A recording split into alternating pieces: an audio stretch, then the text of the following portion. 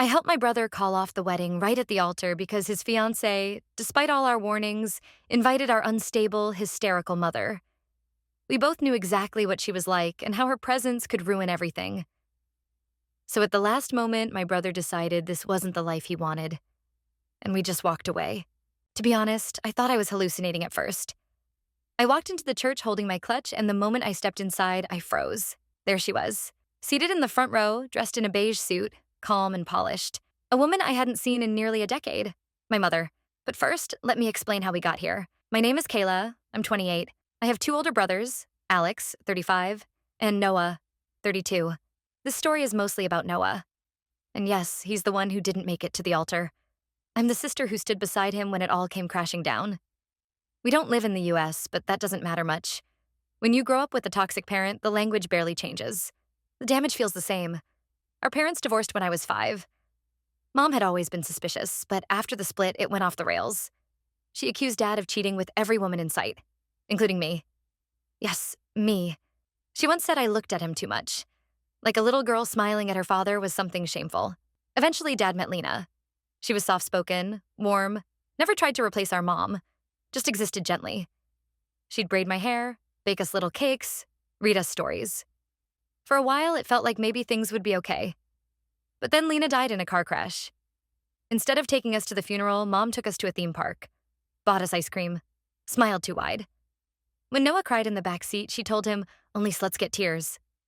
I was too young to fully understand, but something inside me froze that day, and never thawed. After that, Dad fought for full custody. He won.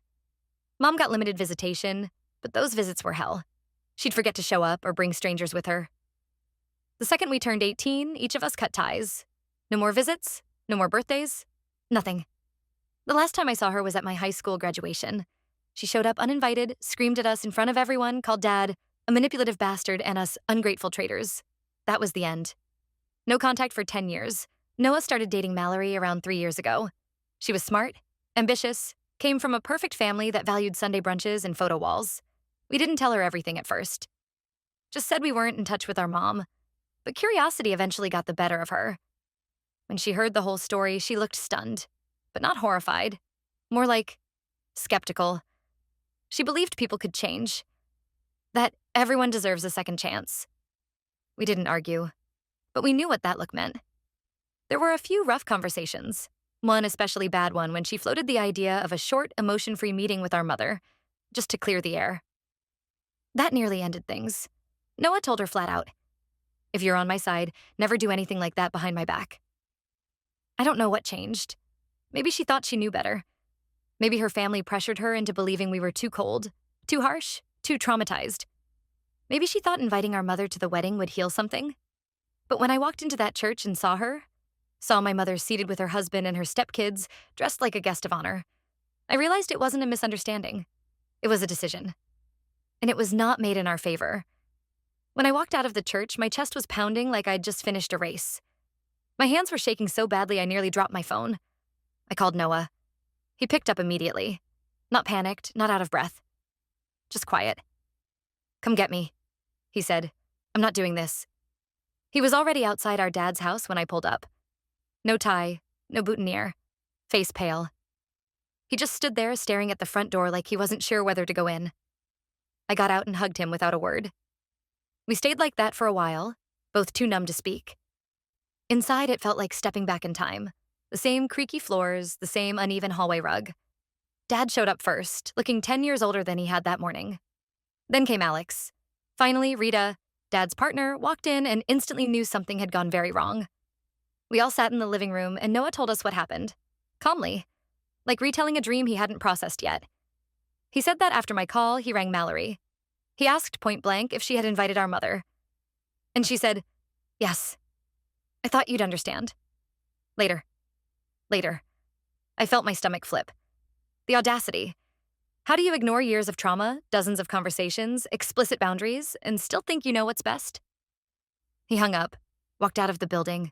No announcement, no confrontation. He didn't even tell Alex, his best man. Didn't explain to her parents. He just left, because staying would have meant betraying himself. Half an hour later, Alex called. He had stayed behind to speak to the guests. Told them the wedding was off. explained as gently as he could, promised gifts would be returned. Some people left quietly. Some stayed to console Mallory. Others started calling us. Noah didn't answer anyone. After the call, he looked up and, for the first time all day, cursed under his breath. Then he said, "I was ready to spend my life with her, and she chose her." There was nothing to say, so we didn't. We just sat with him. In the house where we learned how to be a family again, where we rebuilt ourselves, a house that never had room for people who brought poison to the table. That night, we changed the locks on the house Dad had gifted Noah as a wedding present. Not out of fear, out of principle. Mallory never showed up. Not that day, not the next. But her parents did. They started with threats, talking about lawsuits, ruined reputations, sunk costs. Then came the guilt trips. "Don't air dirty laundry," they said. "Think of the future." Noah responded once. Just once. "I'll pay you back for everything you spent, but not for the life you tried to trap me in." On the third day, Dad made a suggestion. "Let's go get wine and food. Celebrate that you chose yourself." So we did. We sat out back, grilled steaks, played old music, even laughed. It hurt, yes, but not the kind of hurt that makes you ashamed. The kind that reminds you, it could have been so much worse. Later that evening, I checked my phone. Hundreds of messages, mentions, DMS. Some people called Noah heartless. Others said I'd poisoned his mind. I shut down my accounts, blocked everything. But I didn't feel regret, because I'd rather live in silence than under someone else's noise. By day 3, things were supposed to quiet down. At least that's what we told ourselves.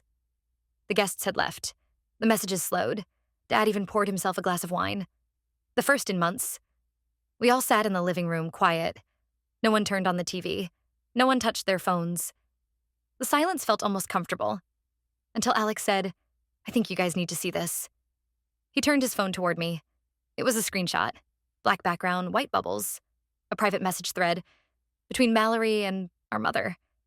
Turns out, weeks before the wedding, Mallory had reached out, found our mom online, messaged her saying she wanted to build bridges, told her she understood how important a mother is to a son, and maybe it was time for healing.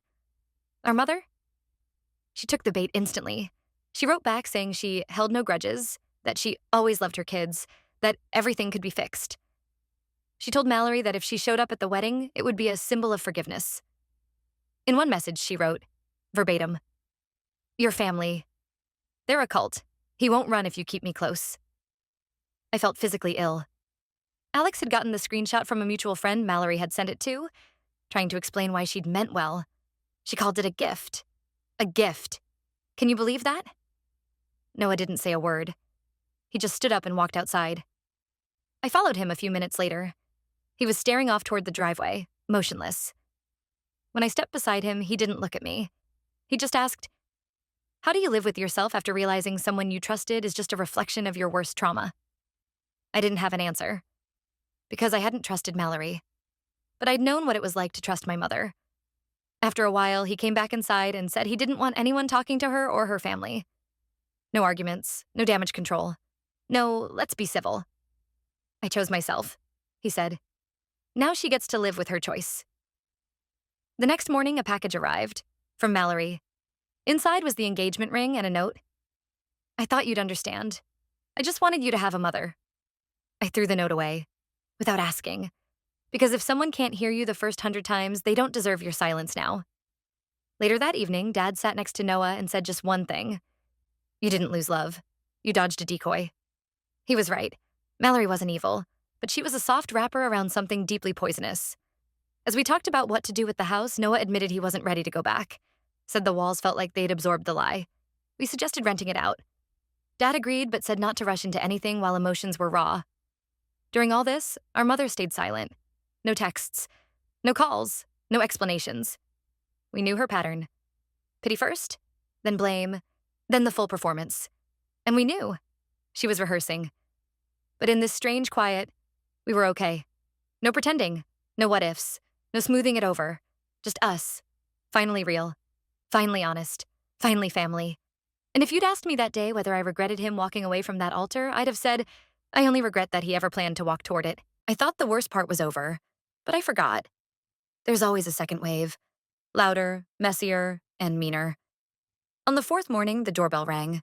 Mallory's parents were standing at the gate, Polite, controlled, holding expensive umbrellas and that cold, practiced expression some people wear when they think they're owed something. They asked to just talk. Noah refused to come out. Dad said he'd handle it. They spoke in low voices for about 5 minutes. On the sixth, Mallory's mother raised hers. We could hear pieces through the window. You ruined her life. We invested so much. This is a disgrace. Then came words like emotional abuse and financial compensation. I stepped out onto the porch. Not to escalate, but to stand beside my father. So they'd understand. Noah wasn't alone. They left, but the messages started. First to Dad, then to us, then to Noah's coworkers. Accusations that he was cruel. That he ran, not because of our mother, but because he couldn't handle commitment. That he humiliated their daughter. That she was devastated. And then Mallory resurfaced. An email arrived in Dad's inbox. It began formally. Ended with a threat. She wrote that if Noah didn't return and publicly clarified the situation, she'd be forced to share her version with anyone who'd listen. Also, she wouldn't be returning the ring. Too much pain to send it back. I wanted to delete it. Dad didn't. He typed a reply. Just one paragraph. If you go public, you'll get public facts. With screenshots, with names, with receipts. Think carefully before making a move you can't walk back. She didn't respond, but others did. One call came from Mallory's uncle, her mom's brother, a lawyer. He started polite, then firm. Claimed they could prove damages. That you don't just walk away from a wedding. That a real man faces what he's started. Noah listened, then said, I'm not a man if I return to a woman who conspired with my abuser. And hung up. That's when we decided. No more direct contact.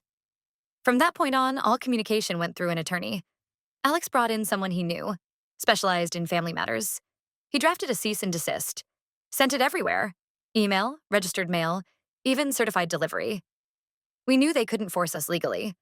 But morally, they were still trying to shame him back. Then came the social media posts, vague subtweets, passive-aggressive quotes. No names, but clear enough. Some people are scared of real love. Family means forgiveness, not exile. One of Mallory's cousins even posted, real men don't run from the altar. We didn't engage. Neither did Noah. But I saw the way his jaw tightened when he scrolled through his feed. The way he clenched his phone like it might shatter. A couple days later, Josh, Noah's childhood friend and coworker, stopped by. He'd been at the wedding. He told us the office was buzzing, that some clients were asking questions, that Mallory's college friends were spreading screenshots. But he also said something that stuck. People aren't stupid. The ones who matter will get it. And the ones who don't deserve your time. That night, we had a quiet evening on the back porch. Blankets, wine, fire pit. Just silence, mostly. Until Noah finally spoke.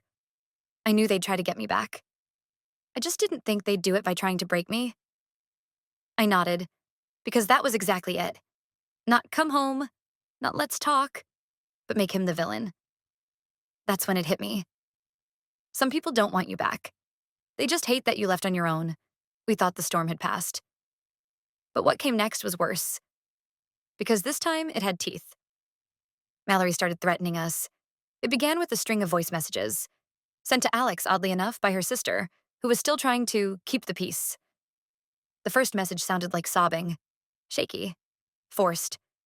Mallory said she couldn't live in limbo, that she didn't deserve to be abandoned. But then her tone shifted. It hardened. If you don't want to be with me, that's your choice, she said. But then I'll show you what a woman scorned can really do.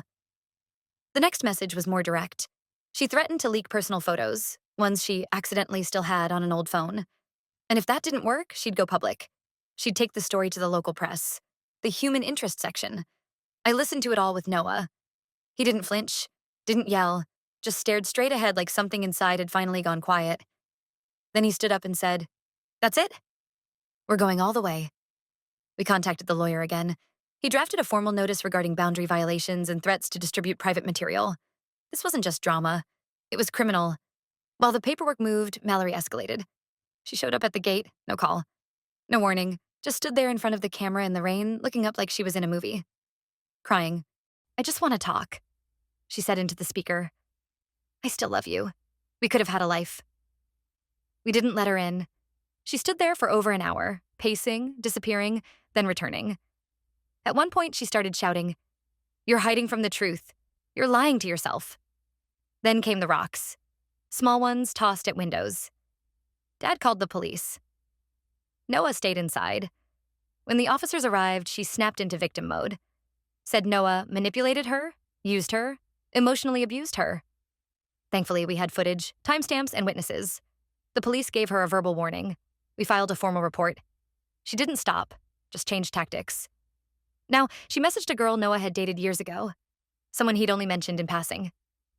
Mallory told her that Noah was dangerous, emotionally volatile, that he left women crying at the altar. How she even found that ex is beyond us. Probably combed through old photos or mutuals online. Noah remained calm. She can say what she wants, he told us. I won't let her back inside my life. But he wasn't totally fine. He couldn't sleep. He lost weight. I'd catch him sitting at the kitchen table just staring at nothing. Dad insisted we start therapy. Family therapy. For all of us. At the first session, Noah said, I don't understand how the woman I loved became a threat to my life. And that's when it hit me. It wasn't just Mallory. It was the fracture our mother left behind. The way we learned to mute our fear. The way we confused love with sacrifice. The belief that maybe, just maybe, we had to earn being treated well. Mallory was just a new shape for an old wound. We installed cameras around the house, changed our numbers, and decided to stay at Grandpa's old beach place for a while. Alex and his wife came too. We needed air. And as we sat by the water, drank coffee, played board games, I realized we don't need to explain why we cut someone off. We need to ask why we waited so long. We weren't even back from the beach house when Mallory made her next move. She showed up at Noah's old house, the one Dad had gifted him before the wedding, the one he hadn't set foot in since everything imploded. She didn't break in. She just waited. On the steps. Hours, the neighbor, Mr. Reese, called us. Said there was a woman sitting out front, like she belonged there. Said she looked calm, but too calm, like someone on the edge of something. We debated what to do. Call the cops? Let her tire herself out? But then Noah said, I'll go. Alone. It ends today. We didn't love the idea, but he was clear. He drove over in silence, took nothing with him. Just his keys and phone. I watched him from the window like I used to when he'd leave for college. That same silent courage.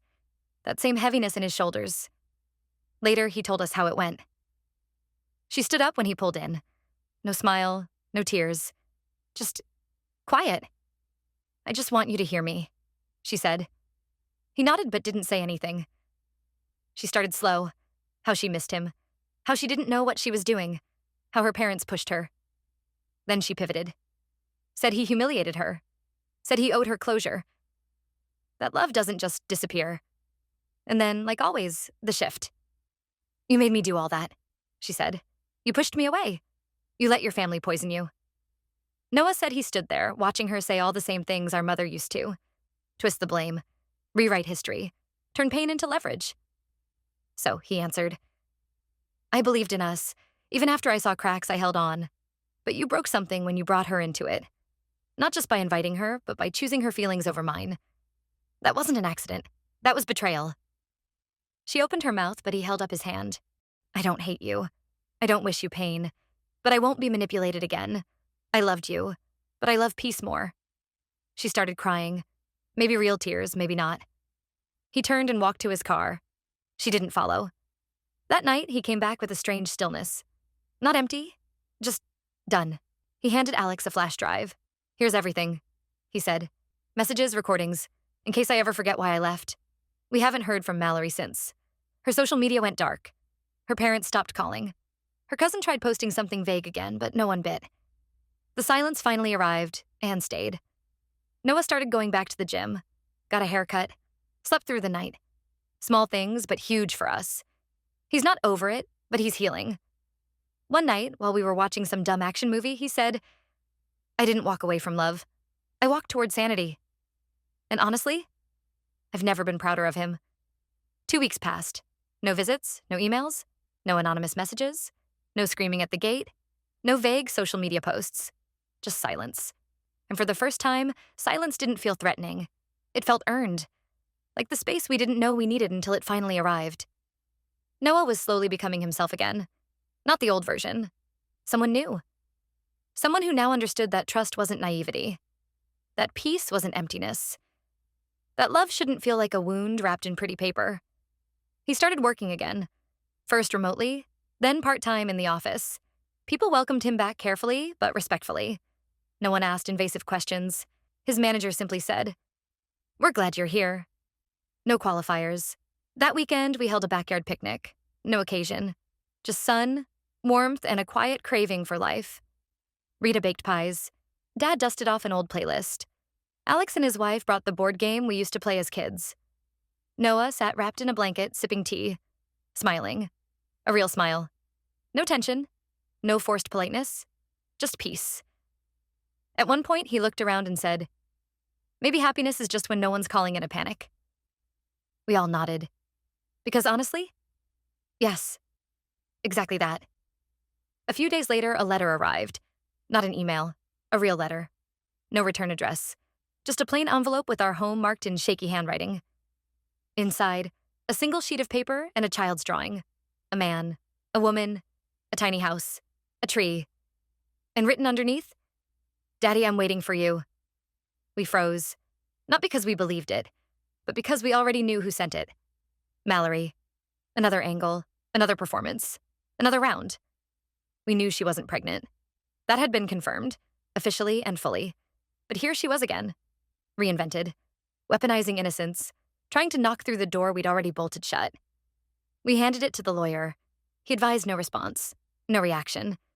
Even "this is a lie" would be seen as engagement. We agreed. We burned it in the fireplace that night. Still, the letter served as a reminder. Sometimes the past doesn't disappear. It just finds new costumes. But if you don't open the door, it stays outside.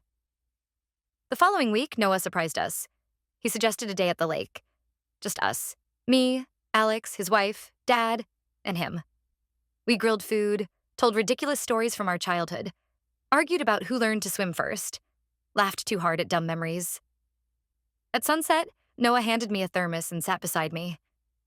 "I didn't think I'd get out of this," he said. "But maybe the trick is to just keep walking, even if you don't know where you're going." I said, "As long as you're not walking back to where you died, you're doing fine." He nodded. And for the first time in months, I didn't see pain in his eyes, or shame, or anger. Just a quiet, "I'm here." Sometimes that alone is the win.